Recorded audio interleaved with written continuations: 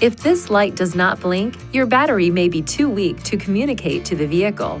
If this occurs, the battery may need to be replaced.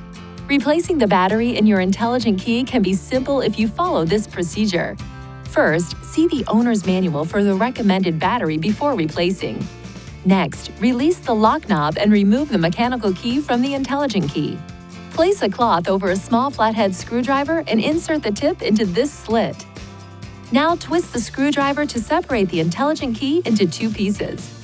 Look at the battery to observe which side is up so you can put the replacement battery in the same way.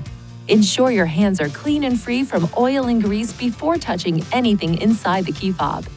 Carefully hold the new battery by the edges every time you pick it up. Remove the discharged battery while being careful not to touch the internal circuits or electrical terminals. Gently place the new battery into the intelligent key with the negative side oriented in the same direction you noted during removal. Align the tips of the two halves and then close the key fob by pushing along the edges. Lastly, operate the intelligent key to ensure it works properly.